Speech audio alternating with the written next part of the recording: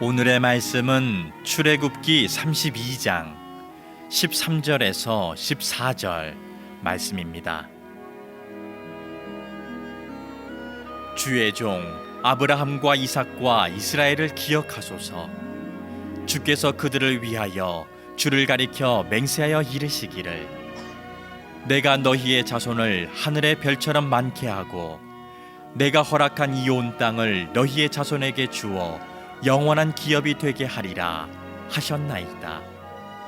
여호와께서 뜻을 돌이키사 말씀하신 화를 그 백성에게 내리지 아니하시니라. 아멘. 북경대학의 수시아징이라고 하는 교수님이 계십니다. 이분이 논문을 쓰기 위해서 임상 실험을 하는 가운데 중국 청년들 한쪽에 모아놓고 한쪽에는 백인 청년들을 모아놓고 영상을 보여줬습니다.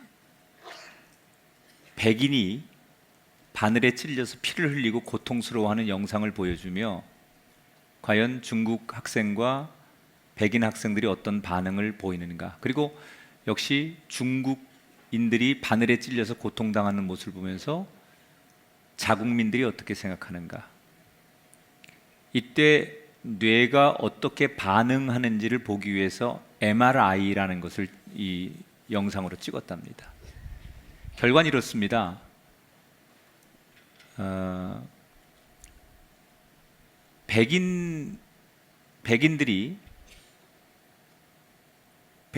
백인 사람들이 바늘에 찔릴 때 백인 학생들은 굉장히 이 뇌파가 크게 반응을 하더래요.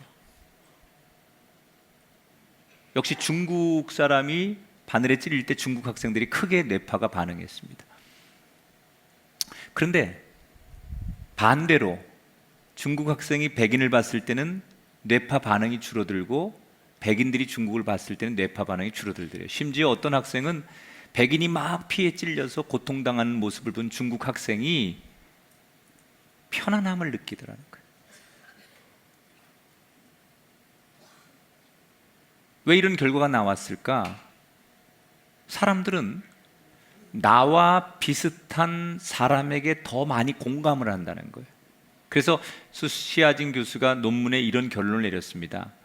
인간은 모든 사람의 아픔에 다 공감하는 게 아니다. 나와 비슷한 사람, 다시 말하면 내가 좋아하는 사람에게만 공감할 뿐이다. 저는 이 말에 절대 동의를 합니다. 우리가 인정하든 인정하지 않든지 간에 좋아하는 사람을 만날 때 하고 내가 미운 사람, 불편한 사람 만날 때 전혀 다르게 행동합니다.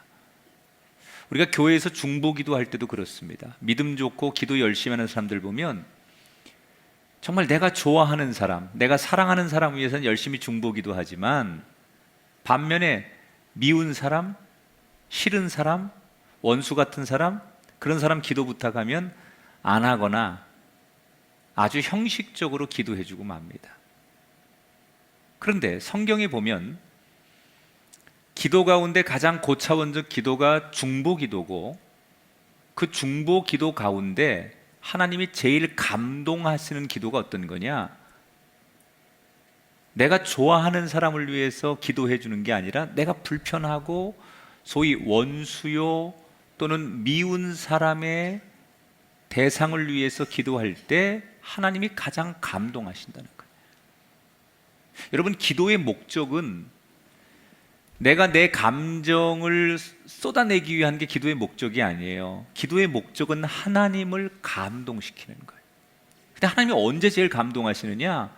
분명히 네가 저 사람 참 불편한 사람이고 싫은 사람이고 아주 어렵게 지내는 사람인데 그를 위해 그럼에도 불구하고 기도할 때 하나님께서 감동하신다는 거예요. 아마 예수님께서 십자가에 못 박혀 죽으실 때 로마 군인들을 위해 기도하신 기도가 바로 원수를 향한 중보기도, 스데반이 돌에 맞아 죽으면서 박해자들을 향하여 기도할 때 그 기도가 하나님이 가장 감동하셨던 중보기도였겠지요. 여러분, 우리가 원하든 원치 않든 간에 싫은 사람이 있잖아요. 근데 그 사람을 위해서 예를 들어서 누가 함께 기도하자고 하거나 기도를 부탁했을 때, 여러분, 그때 여러분이 하나님을 감동시킬 거냐 아니면 감동을 시키지 못할 거냐의 기로에 서 있는 거예요. 어떻게 우리가 나와 불편하고 소위 원수라고 여겨지는 그 사람을 위해 기도할 수 있을까? 오늘은 중보기도 두 번째 시간으로 출애굽기 32장에 나오는 모세 이야기를 통해서 원수를 향해 중보기도는 어떻게 하면 되는지, 지금 출애굽기 32장의 말씀은 모세가 이스라엘을 이끌고 광야를 지날 때 일어난 일입니다. 노예였던 이스라엘 백성들이 애굽에서 해방됐잖아요. 그리고 모세가 그들을 이끌고 광야를 지나가게 됩니다. 그때 하나님께서 모든 어려움을 다 아시고 그들에게 필요한 것을 다 예비하시죠. 먹을 것도 주시고 마실 것도 주시고, 낮에는 밤에는 구름 기둥, 불 기둥으로 그들을 보호하시고 인도하셨어요.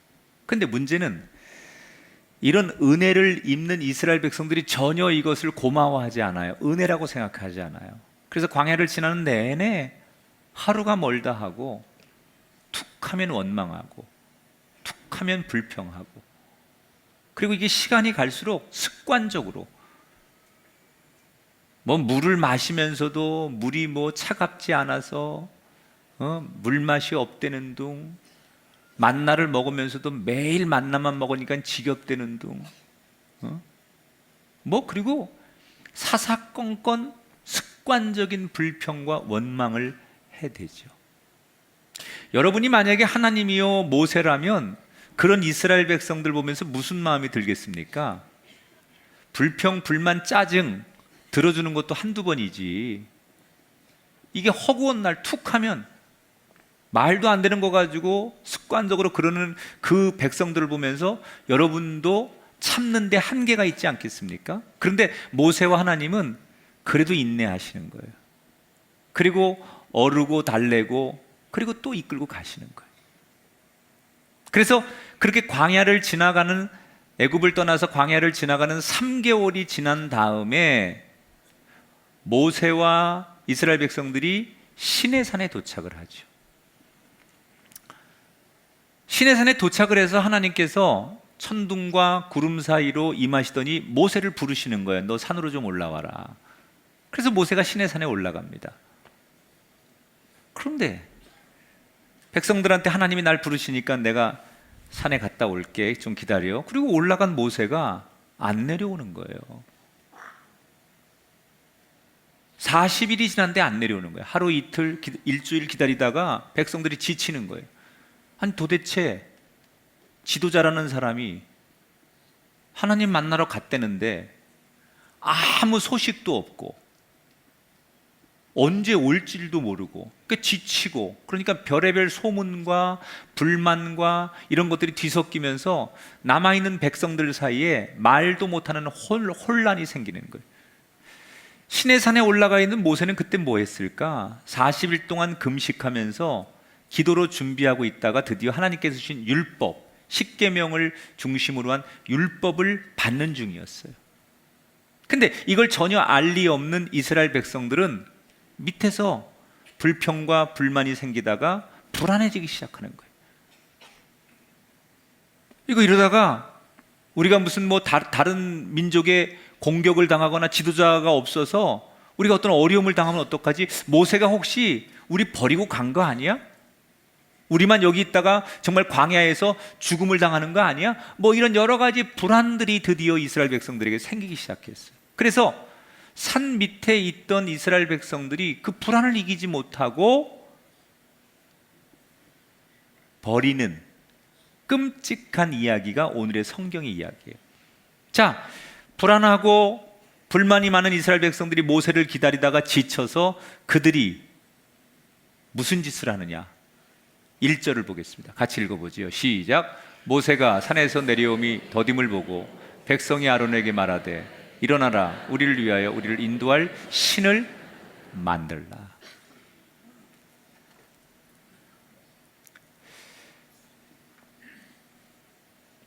모세 대신에 이스라엘 백성들을 인도하는 사람이 아론이었어요. 지친 백성들이 아론에게 가서 외치는 거예요. 이 모세가 죽었는지 살았는지 알 길이 없으니, 언제까지 모세 기다릴 수 없으니 이제는 결단하자.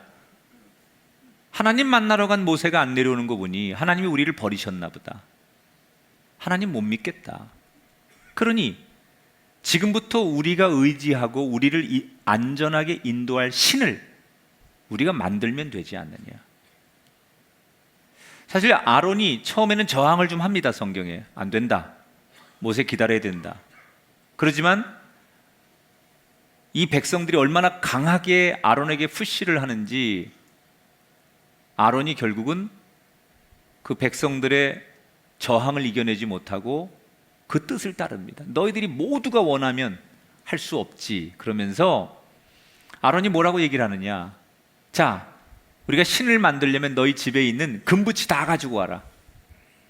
그래서 백성들이 애굽에서 나오면서 가져온 금붙이 다 꺼내서 아론에게 갖다 주니까 아론이 큰 솥에다가 그 금을 다 녹여서 거푸집에 부어가지고 금송아지를 만들었어요. 큰 금송아지를 만들어 놓고 이 금송아지가 신인데 이 신이 너희를 애굽에서 인도해 낸 신이다. 그러니 여기에 엎드려 절하고 기뻐해라. 그리고 그 다음 날부터 그 금송아지 앞에서 이스라엘 백성들이 미친 광신도들처럼 춤을 추고 소리를 지르고 우통을 벗어 제끼고 자기들은 예배하는 거죠. 예배하고 축제를 벌입니다. 왜 금송아지였을까? 당시 애굽의 문화는 가장 신성하게 여기는 동물이 소였어요. 소는 농경 사회에서 풍요를 상징하는 동물이에요. 그래서 사람들의 마음속에는 소를 신성하게 여기고 소를 신처럼 숭배하는 애굽의 문화가 있었기 때문에 가장 정서적으로 소를 만들면 사람들이 신이라고 생각하기 좋았다고 생각하는 거예요. 그래서 금송아지 앞에 막 소리를 지르고 춤을 추고 노래를 부릅니다. 여러분, 클럽에 가서 막 소리치는 사람들, 운동장에 가서 막 축구에 열광하는 사람들, 교회에서 찬송하며 기뻐서 부흥회 때 막 일어나서 감격하는 사람들 똑같이 희열하는 거죠. 근데 같은 예배가 아니에요.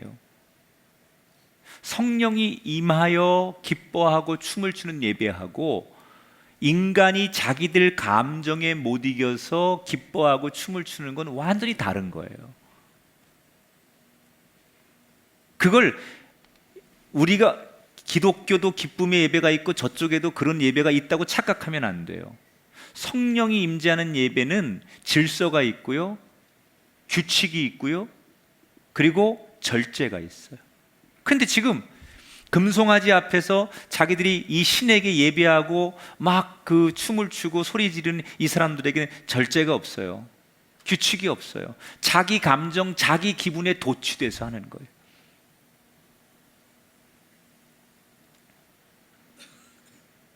우리가 살면서 사실 금송아지 앞에서 살아가는 우리들의 모습을 우리가 발견해야 돼요. 내 마음대로. 하나님을 믿는 건 하나님의 말씀을 듣는 거예요. 그런데 내가 신을 만들어 놓고 내 마음대로, 내 감정과 내 생각대로 예배하는 것, 그게 금송아지를 놓고 예배하는 이스라엘 백성들이죠. 우리가 하나님을 믿는다는 건 신의 산에서 모세가 하나님 음성을 들으려고 기다리는 것과 똑같은 거예요. 하나님 믿는다는 건 예배드리고 여러분 신앙 간다는 건 하나님의 음성을 듣는 거예요. 거기 내 생각, 내 기분, 내 감정, 내 의지를 가지고 내 마음대로 아무 때나 예배하고 내 마음대로 내 생각대로 당신이 이래야 된다고 거기에 자기가 도취돼서 하는 건 예배가 아니라는 거예요.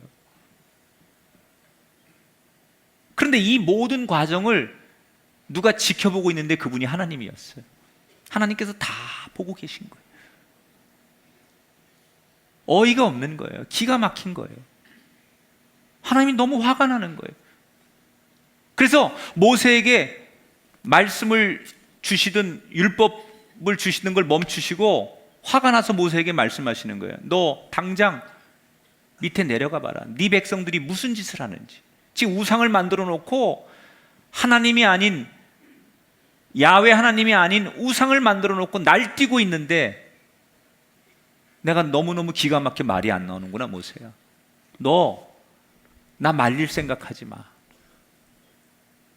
내가 이참에 완전히 저놈들 싹 쓸어서 멸망시키고 너와 저 우상을 섬기는 일에 참여하지 않은 사람들로 새 민족을 만들어 거룩한 백성을 만들 테니 내 결심에 너 말릴 생각하지 마.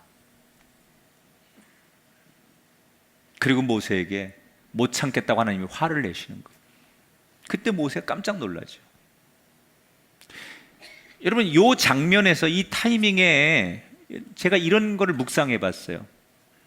하나님이 싹 쓸어버리고 새로운 민족을 만들어 버릴 거야 라고 하셨을 때, 그때 내가 모세라면 그 상황에서 하나님께 무슨 말씀 드렸을까? 하나님께서 지금 이스라엘에 너무 화가 나셨어요. 근데 내가 들어도 화가 나. 내가 경험한 사람들이야. 툭하면 불평하고 툭하면 원망하고 아주 습관적으로 그저 하나님을 욕하고 막 불순종하는 이들 한두 번도 아니고 나도 지쳐. 근데 하나님 뭐라고 약속하느냐?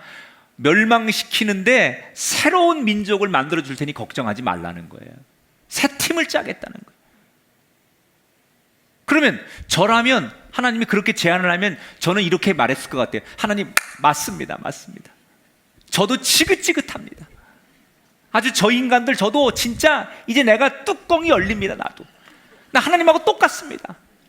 하나님, 내가 이 한 몸 바쳐서 하나님이 기뻐하시는 민족을 만들어 드릴 테니까 더 이상 이제 마음고생하지 마시고요.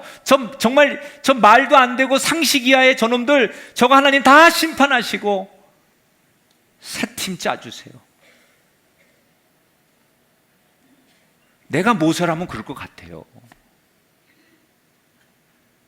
그런데 모세는 그럴 줄 알았는데 안 그래요.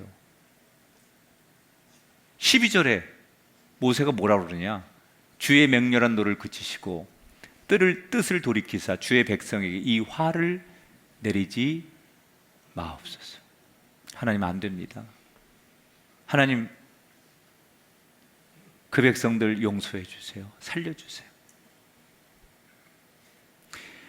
모세가 한 번도 인정해 주지 않고 자기를 너무 힘들게 하는 그 철없고 원수 같은 이스라엘 백성들을 위해서 극적인 상황에서 그들을 위해 기도합니다. 너무나 또다시 실망을 안겨준 이스라엘 백성들을 위해서 모세가 지금 간절히 중보기도하는 거예요. 마음 같아서는 하나님 맞습니다, 다 죽여주십시오, 이렇게 기도하고 싶었을 텐데 모세는 그 감정의 응어리를 절제하면서 지금 원수들을 위해 기도하는 거예요. 감정은 용납이 안 되는 거예요. 모세가 인간이니까 인간적 감정으로는, 인간적 상식으로는 자기도 용서가 안 돼요. 분노가 치밀어 올라요. 어떻게 이럴 수 있을까? 그런데 그 감정을 붙들어 매놓고 원수들을 위해 하나님 살려주세요, 기도해요. 어떻게 그렇게 할 수 있을까? 우리가 원수, 불편한 사람, 미운 사람을 위해서 중보 기도할 수 있는 포인트가 뭐냐? 따라합시다. 말씀을 붙들고 기도해야 합니다.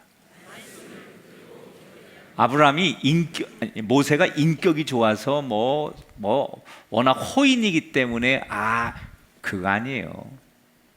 지금 이 상황에서 모세가 그 원수를 위해 중보 기도할 수 있었던 근거는 말씀을 붙들고 말씀을 기억하기 때문에 기도할 수 있는 거예요. 자, 13절을 보세요. 같이 읽어볼게요. 시작. 주의 종 아브라함과 이삭과 이스라엘을 기억하소서. 주께서 맹세하시기를 내가 너희의 자손을 하늘의 별처럼 많게 하고 이 온 땅을 너희의 자손에게 주어 영원한 기업이 되게 하리라 하셨나이다. 모세가 하나님을 뭐라고 불러요? 나의 하나님 이렇게 부르지 않아요. 뭐라고 불러요? 아브라함의 하나님, 이삭의 하나님, 야곱의 하나님, 이 모세보다 다 위에 선배들이죠. 조상들이죠. 그렇게 부른 이유가 뭐냐? 하나님 아브라함에게 뭐라고 약속하셨어요? 이삭에게 뭐라고 말씀하셨어요? 야곱에게는 뭐라고 말씀하셨어요? 우리 할아버지들에게 하나님이 말씀하셨잖아요. 내가 너와 내 자손들에게 큰 민족을 이루고 젖과 꿀이 흐르는 축복의 땅을 주시겠다고 하나님 말씀하셨잖아요. 나는 그 말씀을, 우리 할아버지가 들은, 하나님께 들은 말씀을 할아버지를 통해, 아버지를 통해 쭉 전해서 들어서 지금도 기억하고 있어요. 하나님이 직접 말씀하셨잖아요. 저는 그 말씀을 지금도 기억하고 있어요. 하나님 그렇게 말씀해 놓으시고, 하나님 그렇게 약속해 놓고 지금 이 백성들을 죽여서 그 말씀을 하나님이 뒤집어 버리시면 안 되잖아요. 그렇게 말하는 거예요. 다시 말하면 마음이 호인이고 무슨 그냥 인간적 감정의 용서 이런 것 때문에 원수를 향한 중보기도가 가능했던 게 아니고 하나님이 하신 말씀을 기억하기 때문에, 그 말씀이 생각나기 때문에 원수를 향하여 그럼에도 불구하고 기도할 수 있었다는 거예요. 여러분, 하나님의 뜻을 돌이키게 하고 감동시키는 기도는 내가 기도 잘하는 게 기도가 아니라 그 원수 같은 사람을, 내 감정을 넘어서서 기도하려면 그때는 말씀이 동반되는, 말씀이 함께 있는 기도여야 된다는 거예요. 우리는 보통 기도만 열심히 하고 기도 많이 하면 그게 좋은 기도인 줄 알아요. 아닙니다. 말씀과 함께 들어가는 기도가 돼야 돼요. 말씀에 근거하는, 말씀을 붙들고 기도하는, 그럴 때 그 기도가 원수를 향한 기도까지도 될 수 있다는 거예요. 여러분, 교회에서 어떤 분에게 상처를 받았어요. 같은 셀이나 아니면 선교회에서, 모임에서 저 사람에게 상처를 받고 또는 어떤 문제가 있어서 싸웠어요. 근데 그 사람이 어느 날 무슨 큰 집에 어려움이 있어가지고 교회에서, 셀에서 그 사람 위해서 기도하자는 거예요. 함께. 나는 그 사람 너무 미운데, 난 그 사람한테 상처를 받아가지고 지금도 내 마음이 아픈데, 그 공동체에서 그 사람이 지금 병원에 입원했는데, 수술을 앞뒀다는데, 아니면 그 집안에 우환이 있는데 우리 함께 기도하자는 거예요. 근데 내 양심은, 내 감정은 그게 안 되는 거예요. 다른 사람들은 다 그 사람 위해 기도하자는데 나는 그 사람한테 당한 상처가 있고 난 그 사람에 대한 평상시에 내 감정에 응어리가 있어서 그게 안 된다는 거예요. 그때 여러분 어떡하냐는 거예요. 그때 바로 그냥 기도하는 게 아니라 말씀을 붙드는 거예요. 말씀을 읽는 거예요. 말씀을 묵상하는 거예요. 하나님의 말씀과 함께 기도의 자리에 가는 거예요. 그냥 우리는 곧바로 기도하면 되는 줄 알아요. 아니에요. 말씀이 동반되지 않는, 말씀이 살아있지 않는, 말씀이 함께하지 않는 기도는 하나님을 감동시키지 않는 거예요.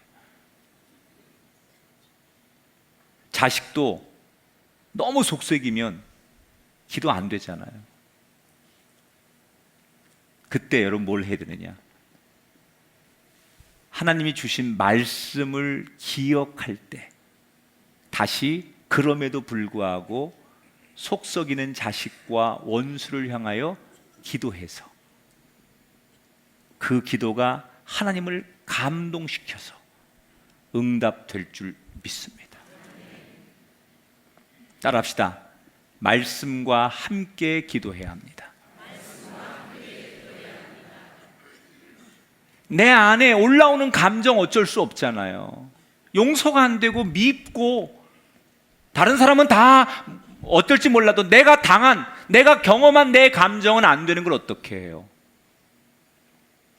그때 말씀이 들어와야 된다는 거예요.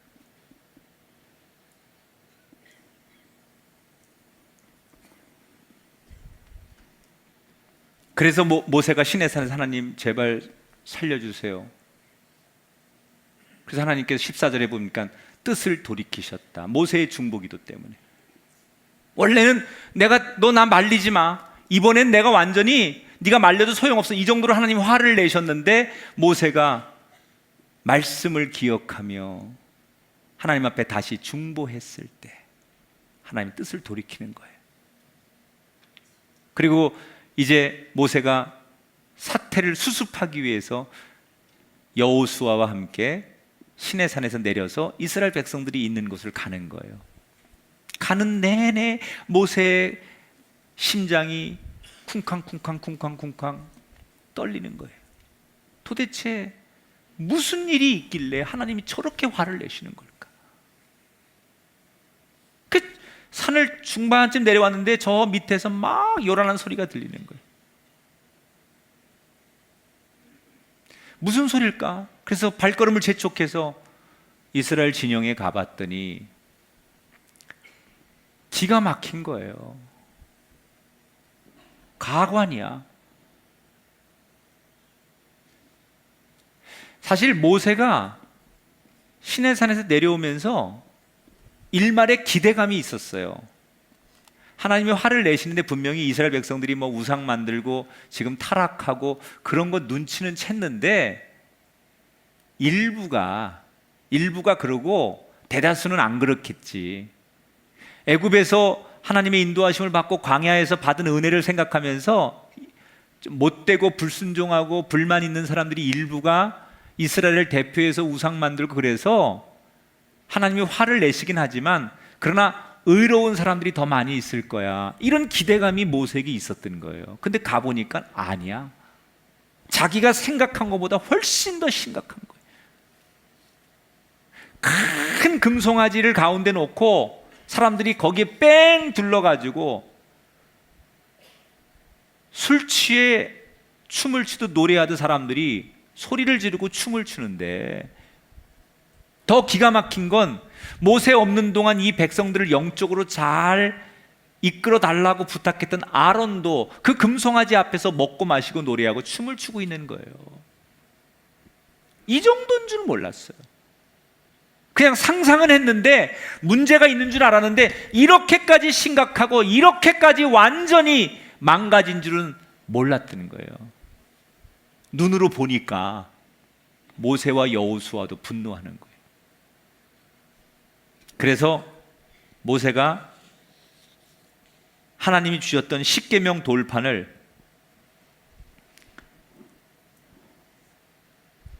그들 진영 가운데 확 던져버리죠. 자괴감의 표시예요. 하나님 말씀 이거 이놈들한테는 필요가 없구나.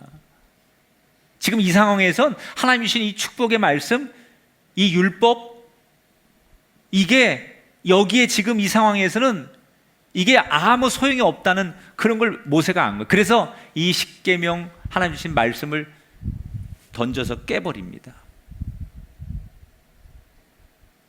그리고는 모세가 곧바로 금송아지를 완전히 다 부셔버리고 거기에 있는 모든 것을 다 산산조각내죠. 금송아지를 부시고 산산조각냈다는 것은 죄의 원인을 없애자는 거예요. 그냥 놔둔 채 죄 짓지 마 그게 아니라 죄의 원인을 완전히 파괴하는 거죠.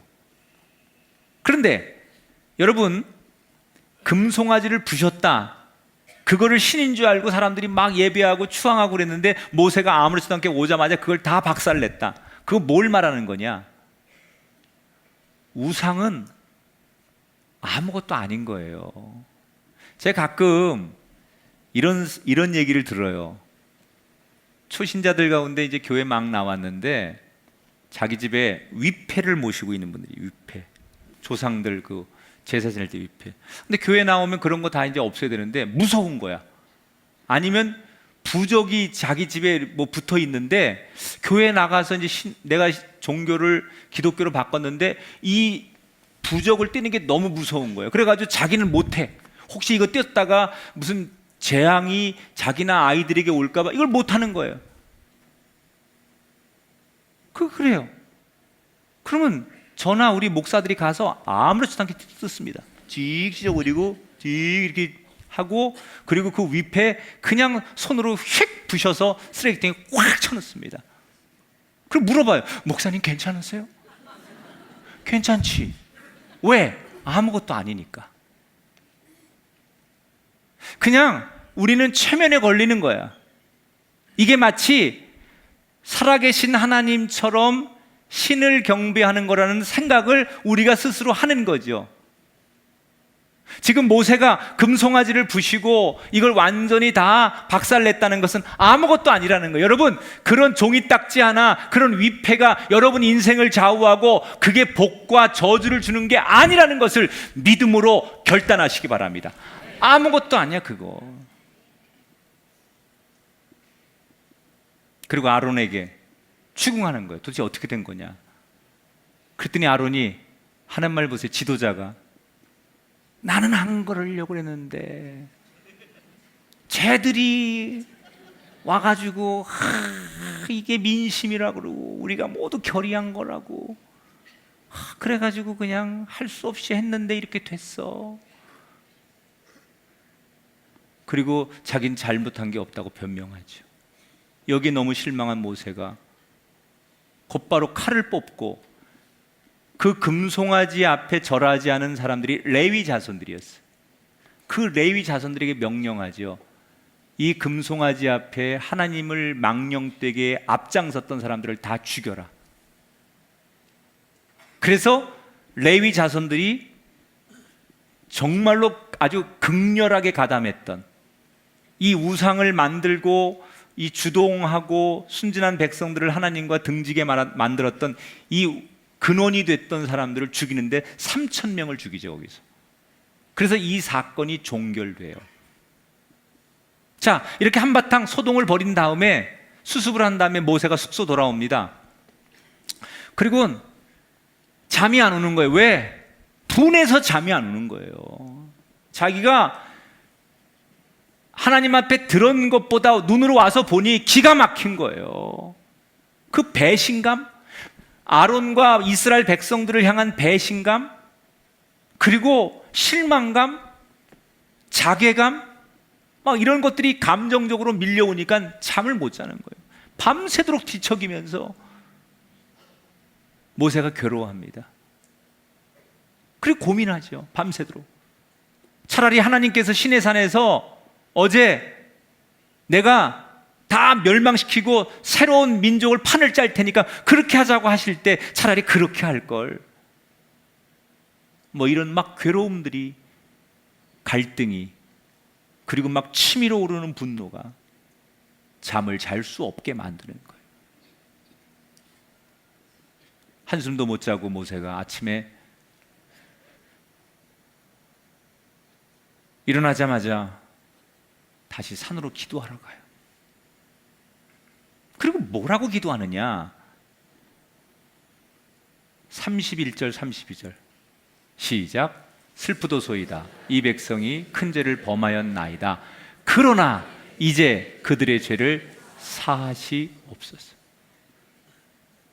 시내산에서 처음에 하나님께서 다 실망하고 죽이겠다고 하실 때처럼 똑같은 기도를 하는 거예요. 하나님 살려주세요.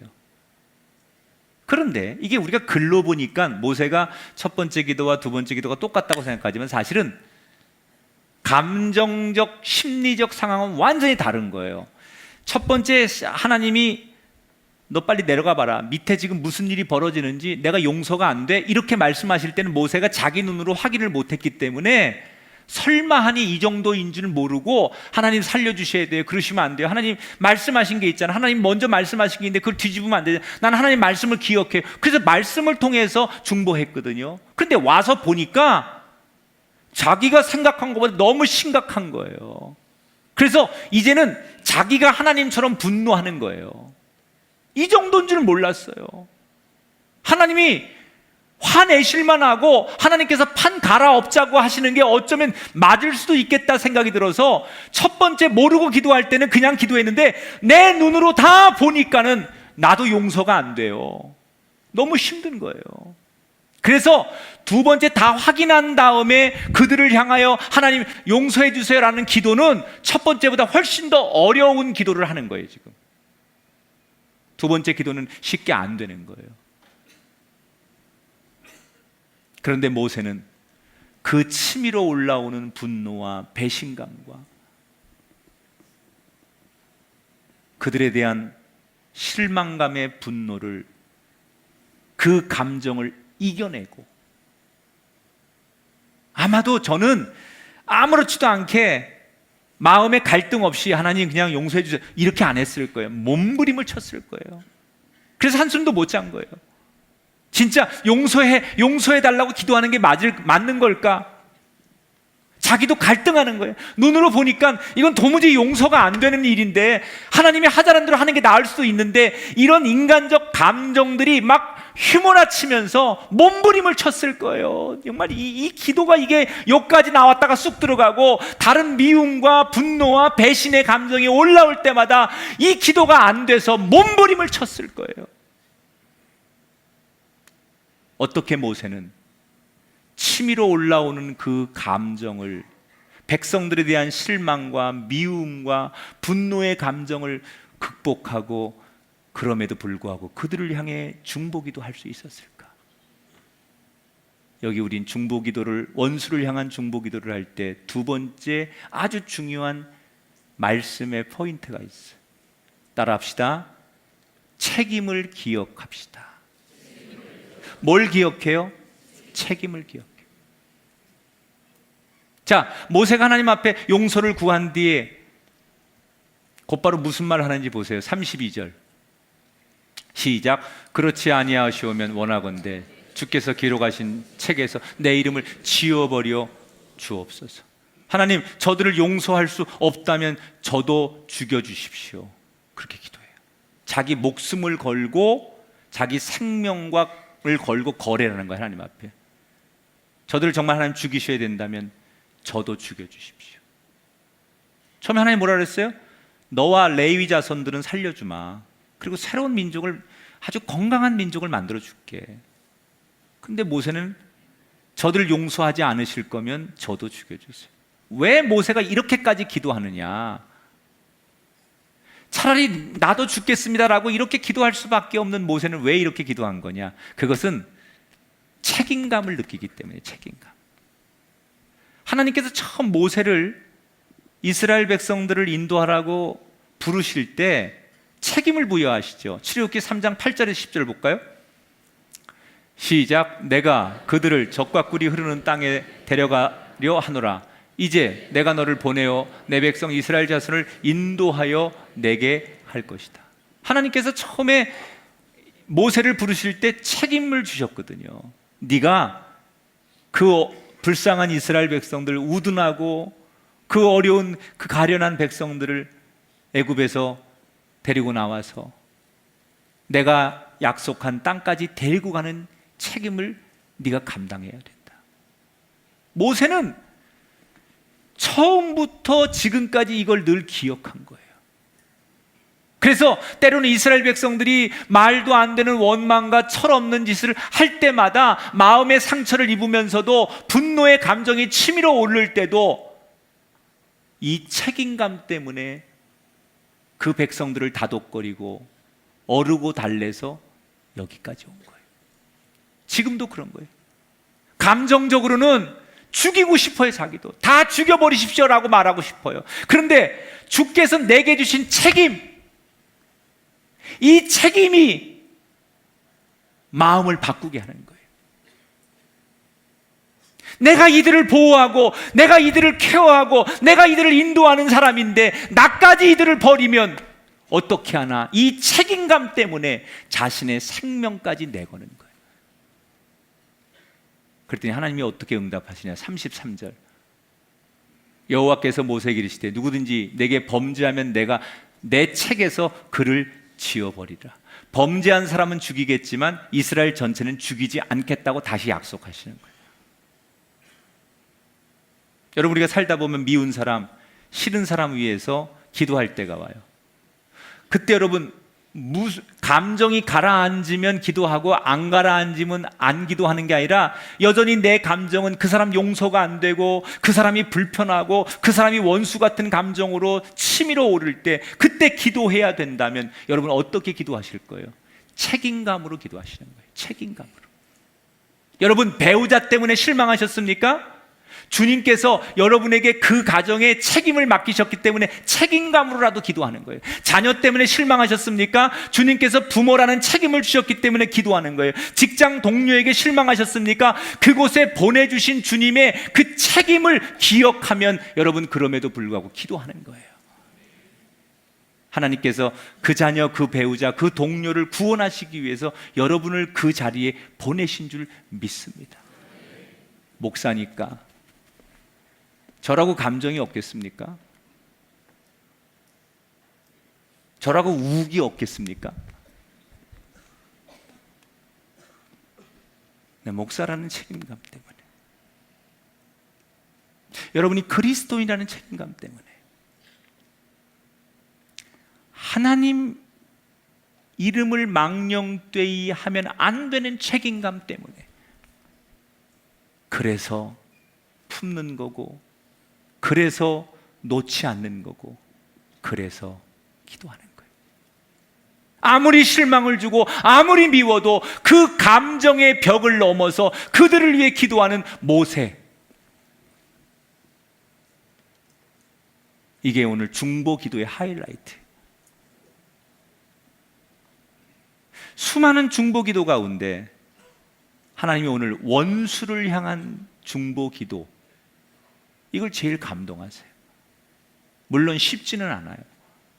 말처럼 쉬운 게 아니에요. 이게 뭐 말처럼 쉬우면 하나님이 감동하실 리가 없어요.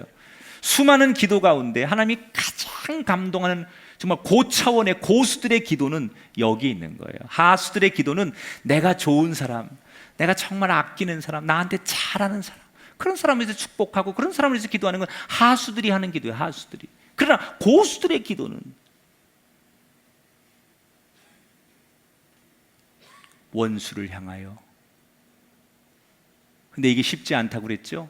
그래서 이 사실 원수를 향한 중보 기도는 몸부림치는 기도예요. 전 그렇게 말해요. 몸부림치는 기도. 이 가슴의 감정은 안 되는 거예요. 감정으로는 그게 용서가 안 되는데, 내 생각으로는, 머리로는 그가 용납이 안 되는데, 그런데 하나님 말씀, 그리고 내가 하나님의 자녀된 책임감 때문에 이 감정과 그 거룩한 책임감 사이에서 갈등하는 거예요. 나도. 그래서 몸부림을 치는 거죠. 몸부림을. 아무렇지 않게 기도하는 게 아니라 원수를 향한 중보 기도는 몸부림을 치면서 기도하는 거예요. 그때 하나님이 감동하는 거예요. 그래서 하늘 보좌가 움직이고 하늘의 문이 열리고 여러분의 기도가 응답되는 기도가 되는 줄 믿습니다. 모세가 이렇게 원수를 향한 고수의 중보 기도를 드렸다면 신약 성경에 예수님이 원수를 향한 중보 기도를 드린 대표적인 사람이고, 스데반이 돌에 맞아 죽으면서 원수를 향하여 기도했던, 그래서 정말 하나님이 가장 감동했던 수없는 신구약의 기도 가운데 가장 감동했던 사례를 꼽으라고 하면 이 모세의 중보, 원수를 향한 중보 기도, 스데반의 그 원수를 향한 중보 기도, 예수님이 십자가에 못 박혀 죽이며 그 원수들을 향하여 내린 축복의 중보의 기도, 그때 다 보세요. 하늘 보좌가 움직이고 하나님이 감동하시는 거예요. 여러분이 그런 분이 되기를 축복합니다. 다시 말씀드려, 기도의 목적은 내 마음 시원하자고 하는 거 아니에요. 기도의 목적은 하나님을 감동시키는 거예요. 이거 아니면 기도가 의미가 없어요. 내가 10,000시간 기도하고 금식 기도하고 남들은 다 자는데 난 새벽 기도 갔다 와서 뿌듯한, 이게 기도가 아니에요. 하나님을 감동하는 게 기도의 목적이에요. 하나님을 감동시켜야 돼요. 그게 기도의 목적이에요. 분량의 싸움이 아니라 우리의 기도의 목적은 하나님을 감동시킨다. 그 감동의 절정이 원수를 향하여 중보하라는 이 하나님의 가르침을 기억하시며 여러분 하늘 보좌를 움직이는 기도의 능력자들이 되기를 주의 이름으로 축원합니다.